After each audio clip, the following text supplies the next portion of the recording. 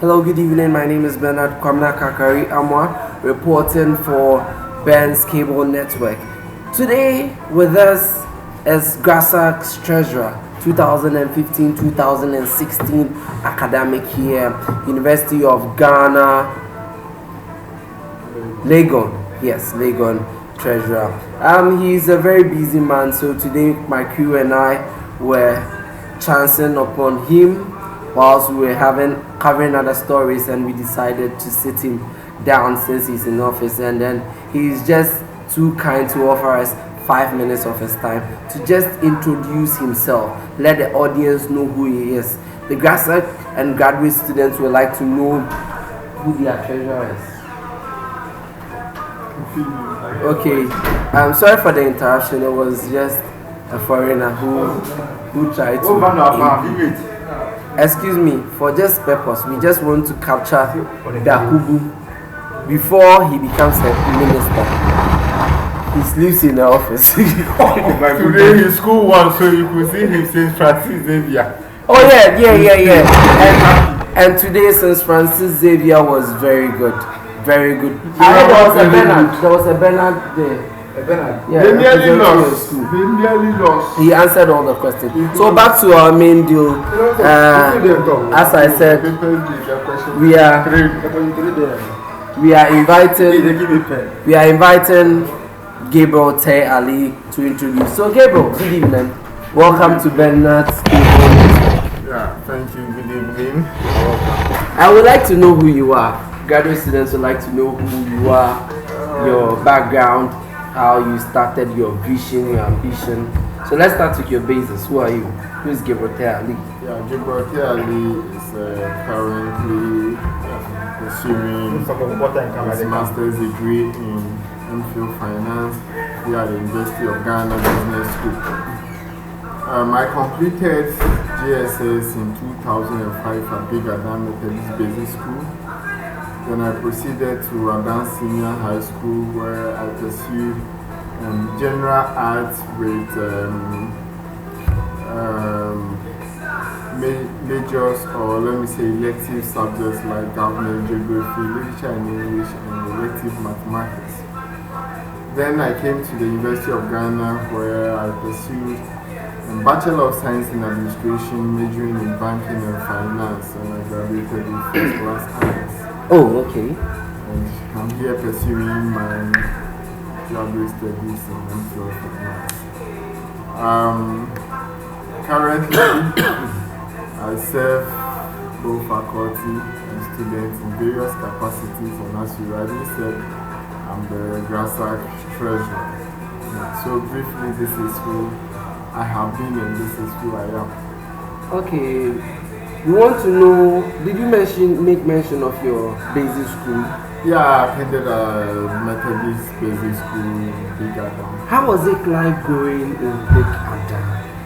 Well, I was born somewhere in Australia, but then I didn't even live there. Then I went to my grandfather in Dunkwa, somewhere in Dunkwa. So I was in class 4 when I came to Big Adam. Let me say, I completed school in Big Adam, both my first cycle and second cycle school. Life in Ada is challenging. When I say it's challenging, it's really tough because you are not with your real parents. You are living with your grandma who really doesn't have time for things like your academics, but she takes pride in your performance in school. So basically, it was tough, but challenging. No matter how tough it becomes when you have light and you see the lights even far away, you work towards achieving your goals. And I think that has been my inspiration to it. So I'm still heading towards the light. Okay. So prior to being a GRASAG treasurer, what other leadership positions have you ever assumed? Alright, I have really done a lot as far as leadership. Let me tell you, let's take it from the scratch. Right from basic school, I was compound overseer, both in primary and JSS. Then I went to the second cycle, I was still the compound overseer there. I was a secretary and later became president of the Duke of Edinburgh Award Scheme, which we call in Ghana the Head of State Award Scheme. Then also a secretary to the Civic Education Club, a president of the Debaters Club.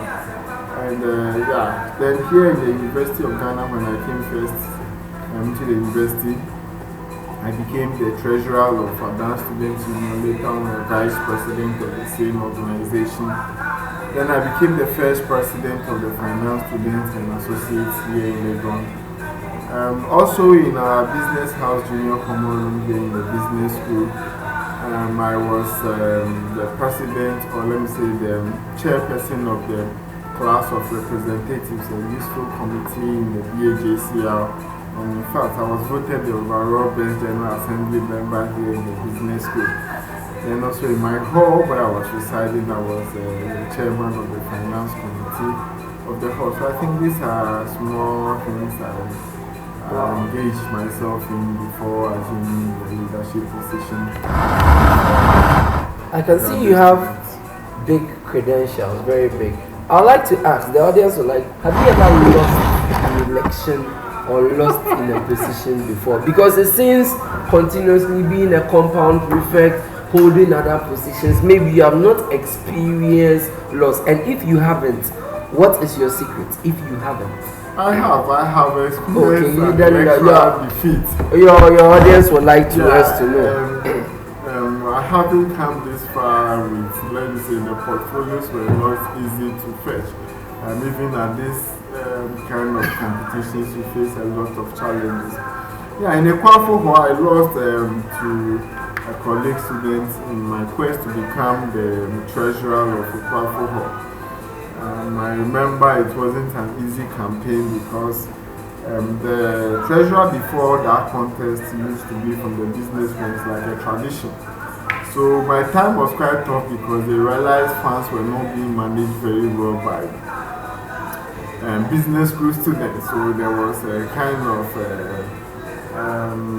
pressure not to elect a business school student, and it was unfortunate, it was my turn then, so I had to suffer a very painful defeat then. But I realized, one way or the other, it was a blessing in disguise, because after losing that election, that was when I became very active in other areas, especially the business school. I became the chairperson of the Council of Reps and Welfare, and then became the president of the Finance Students and Associates, where I really interacted with a lot of people, and it has really helped me. So, yeah, it was a painful defeat, but it has been also something I would say rewarding in the end. So whatever God does, I still believe it is good for us. Okay, thank you. Mr. Teye-Ali, we would like to go on and ask very technical question. Are you affiliated to a political party? No, I'm not a politician. Was your campaign financed by a political party? Which campaign are you talking about? As a treasurer? No. I am asking these questions because we all know that SRC positions and positions relating to GRASAG, NUCS, and SRC is highly nowadays linked with political party. And you being a treasurer, we want to know whether indeed you genuinely you were sponsored by a political party, because there is this adage and there is this rumor going on that most representatives are politically inclined. Yeah, I wasn't really financed by a political party. I think, most of my financing was done by my personal resources, and let me say from friends as well. You see that a lot of people donated both in cash and kind to this campaign. I don't know any politician who campaigned or who helped me in my activities, and I did everything myself. Most of you are, let me say, you are witnesses to a lot of things that took place, and I didn't really spend much. I believe that in this world, when you live your life very well and you are going into a contest of such nature, you don't really need much. But with a word of mouth and a lot of commitment from other people, the job became easy to do. And I didn't care that much in that election. So I believe it was well fought and well won. As a treasurer of the Graduate Student Union, we would like to know what you would bring to bear that would be different from your predecessors. What is Gabby going to bring to the ground that is going to remain a hallmark, a reference point for future generational leaders? Yeah, accountability, as I always say, is not only a demand in GRASAG, it's even a responsibility imposed on every individual by the National Constitution, as the 1972 Constitution of Ghana. And we have assumed office at a time when a lot of graduate students believe there is nothing like GRASAG and they are not really taking decisions in their interest because they see there is no accountability and transparency as far as funds management in GRASAG is concerned. So basically what I will leave as a legacy is to ensure that I bring systems in place where people trust our accountability system. There is a recent audit report which really came reported of situations where we don't really have documents to support certain expenditure. So in my campaign, what I told my constituents was that I am coming to implement a transparent system by issuing payment vouchers and then having what we call requisition books to all committees to make sure that when we are reconciling the account, it will be a two-way side of doing things. Like you contact the committee head and see whether really the money he requested for was granted and the kind of expenditure he requested for the amount for was spent in that manner. You also keep a good and accurate cash book. We understand it is not when you are leaving office that you fail in certain spaces, but day out when the expenditures are being incurred, we really record them. So I want to leave a graduate student to a union where when we talk about accountability, we are trying to ensure that there is transparency in the system and then there are documents to support all kind of expenditures. I also think that occupying the treasury position or the kind of position I'm occupying need a certain kind of image. So I want to brand that as a portfolio that when you mention the treasurer, it should be that you are not there to steal, because anytime you mention treasurer about any kind of association, that is about stealing. But I want to leave a legacy where you mention treasurer and it's not about stealing, but it's about proper management of student funds. So these are the things I want to be associated with, and these are the things I want to do, and I hope with the support of my colleague executives, we shall leave a good legacy for posterity. From past experience, we've noticed and realized that student leaders normally are controlled by authorities of the school. How true is that? It's not like student leaders are controlled. It's a perception being held by a lot of the public. But the reality is that because, of course, after my election, I've been to meetings with the people you are referring to, the said leadership of the school. Every decision, just like a national decision, is numbers. You understand? And when it comes to fixing of school fees, accommodation fees, and even in terms of projects, restructuring of certain things we do in the institution, we put it to vote. You realize that the numbers of certain people are more than the students. What I mean is that if you go to a lot of boards in the institutions, or let's say academic institutions, the university or individual associated with the universities are more than the student front. The student front may be just one person or two individuals. So when we put the decision to vote, you lose out because your vote is just one. So the whole thing is like it's a voting system, you understand? And all you can do is to advocate for them to buy into your idea, but you hit hard at them and it's like you are going nowhere. There is no body there supporting your idea, but you think that that is the good or the idea that the student will support, but because the authorities have different plans, they normally have their way out. So I kind of think that they don't control you, but you don't have the numbers to also make sure your decisions go through. So that is what really happens, you understand? All you can do is come and explain your positions to the student body, but usually we don't get to explain our side of the story to the student body, and that's what fuels this perception. Okay, thank you. We would also like to know if you are married. I'm not married, but I'm seriously attached. We would like, if you don't mind. I will disclose her identity because she's a private person. Okay. And yeah, but yeah, I'm not available. Looking at your positions, how many girls have you dated? Have you ever been in a relationship? Apart from this current I'm one. in a relationship, that's what I will say. I'm in a relationship. The tendency of treasurer to have girlfriends is more. We would like to know how you are going to manage your time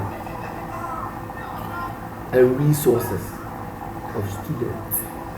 Yeah, as I have said, the resources of the students belongs to the students, and my resources belongs to me. So, as far as my administration is concerned, or administration is concerned, I have to manage student resources prudently, and I have to manage my personal life as well.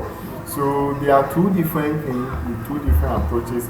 My personal life, my girlfriend, my education, my expenditure is different from GRASAG expenditure. So, we must try to separate the two. When it comes to management of GRASAG funds, we manage it prudently as far as we can. And then my personal life too is there to be managed by myself and other stakeholders. So there are two separate things. Okay. Looking at the tight schedule, would you have time for your girlfriend? Yeah, it's a difficult period in which I have to do my thesis.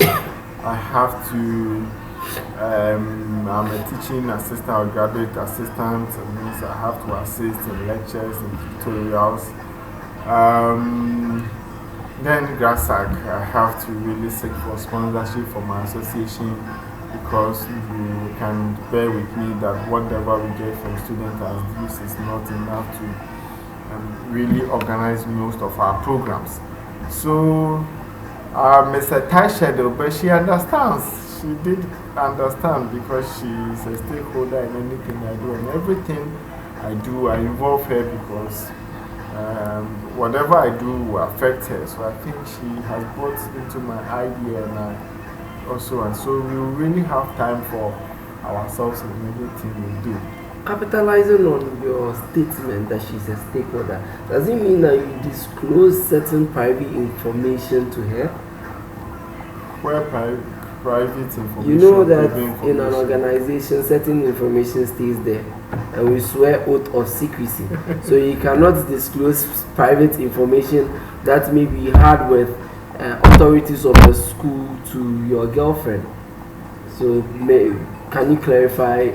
I have said here that office work is different from my GRASAG work is different from my private life or my relationship. So definitely, what is official will be followed. What is unofficial, that one too is aside. So yeah, this is not the first time I'm in a capacity like this. I have interacted with people, sat in meetings, and we try to manage those things. I think that is the beauty about this whole thing. I think the President of the Republic, before contesting for an election, consulted the wife, talked to the wife, and there are even certain things he would like the wife to have an idea about. So, though he has also sworn an oath to the nation, there are certain things he discussed with the wife. That's what I'm saying. She is a stakeholder in my life, and I am a stakeholder in her life. So, your information, yeah, I have to share with her. The thing that doesn't concern her, I don't think it's proper for me to really share it with her. So, yeah, we'll manage those things. Okay. Last two questions and we close. What would you like to say to your audience, especially the young ones growing up? Because I presume you are very young, 25 years, am I right? Yes. So to 25 years and you having this long track or achievement it's a plus and it's an encouragement to the young ones. So what would you like, given this opportunity and platform, to say to youth, especially coming from Ada? There are most people coming from other rural areas and then making it to this very stage. Make no mistake, I'm nice there. Oh, okay. sorry for my. Yeah, but yeah, to my fellow youths who are growing up, my advice would be that respect and obedience is very key to your success. Over the period, I have tried very hard to circumvent my way to this very level because I have respected every authority I served under, and they normally take pride in my attitude and work ethics, and I believe that is what has brought me this far. So if you really want to get far in life, of which I haven't gone that far, I believe that you have to hold on to its individual principles. Whatever you believe in, let it work for you. Don't depend so much on your friends, on the people that are likely to disappoint. Respect and work hard in whatever you believe in. And I believe the Almighty God will help you, shape you, and make sure you succeed in everything you set out to do. So this is what I think I have for my fellow youths, and they should trust in the Lord most. Okay, so our last question. Since you becoming the treasurer, I think you have some people that you would like to say thank you. So Ben's Cable Network is giving you the opportunity to say thank you to all those people. Yeah. First of all, my first individual personality I will thank is the Almighty God. He's been the greatest inspiration in my life, and I think I would like to thank him so much. Secondly, I want to thank individuals like Mr. Bernard Amoah, a colleague and fellow finance student. He's been so inspirational and he calls himself the godfather of the campaign team. I say thank you, sir, for the level of inspiration and prayers you've offered and the time, because it's a resource that I can't really pay you for, and all is geared towards serving graduate students. Miss Ethel Tete has also been helpful. She has been leading the women's wing of my campaign team, and I think she has done exceptionally well. I say God bless her for her time as well and her resources. Mr. Vincent Adai of the MPhil Finance class, I'm so grateful to you, sir. Mr. Makapalu. I think these were individuals that were so supportive of my campaign. They inspired me and they gave me all the talks. Mr. George Adnan, the former president of the business school, I remember he telling me that now I'm the treasurer, it's payback time. But I know you support me in all I am doing because, yeah, we were those people that were really holding him to account when he was the president. It was a learning ground. Some of them have shaped us till today. To my colleague, business school students, I say thank you for the massive support. When you go anywhere, you are campaigning, and you hear, and you are the class rep of the info finance class. It was so inspirational. To the generality of, let me say, the general student body, University of Ghana, I say I'm very grateful for the massive support for people to vote for you with over 74% of the votes. I think it's a kind of confidence they have in you, and God will strive to make sure we give to them what is due, so that we shall never regret, or they will never regret the contracts they have signed with us. So I'm grateful to all. Thank you. Thank you. Well, we solicited for 5 minutes. We end up taking 25 minutes of his time. Mr. Gabriel Teye-Ali, thank you very much for your time. God richly bless you. We thank you for your time.